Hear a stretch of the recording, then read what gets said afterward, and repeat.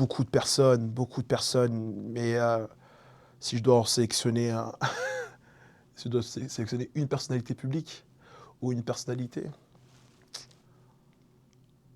euh, j'ai tellement personne en tête, mais là, instinctivement,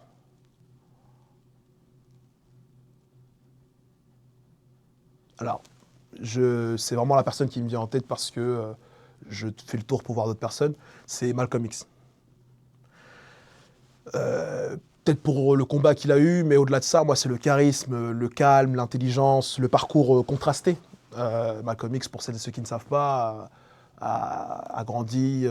Alors, il a grandi très tôt avec d'autres personnes que sa famille, puisque son père a été abattu très rapidement, il était tout jeune, et sa mère est devenue folle à cause de ça. Du coup, elle a été internée, il a été séparé de sa sœur, et du coup, il a grandi avec une famille adoptive, il était entouré de personnes très différentes, et ça l'a ramené aussi dans une forme de revendication juvénile de ce qu'il était, de ce qu'il pensait être. Et il est tombé dans la délinquance, et c'était un grand voleur, etc. Il a fini en prison.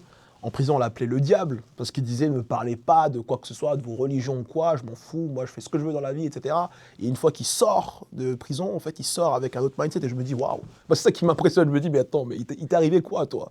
Et en fait, j'aime beaucoup ce côté qui est, ok, je me donne à fond dans ce que je fais, mais je veux toujours faire les choses. Alors, quand je pense à Malcolm X, c'est faire les choses parce que j'en suis convaincu.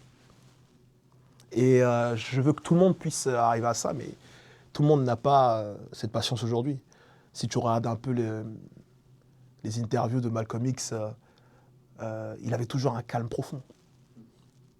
En fait, mis à part les discours où il est très engagé, mais dans les interviews, il est posé.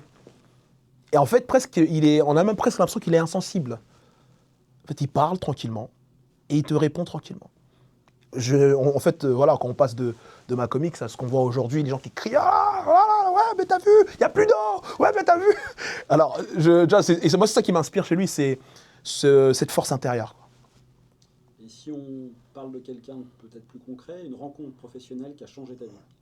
Une rencontre professionnelle qui a changé ma vie, je pense à plusieurs personnes, encore une fois. Je pense à des mentors, je pense à plusieurs personnes, mais la première personne qui me vient en tête, c'est forcément celle que j'appelle maman.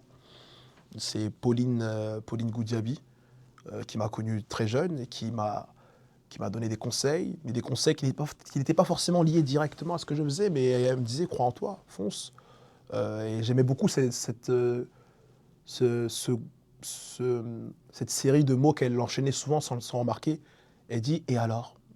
Genre, si t'as pas réussi, alors qu'est-ce qui se passerait, quoi?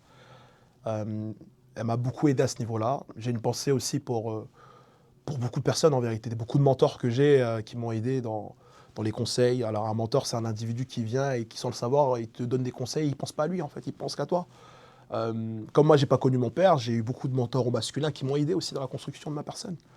Euh, j'ai, ouais, je pense que sans eux, je ne serais pas là où je suis aujourd'hui et je n'aurais pas envie d'être encore plus haut, quoi.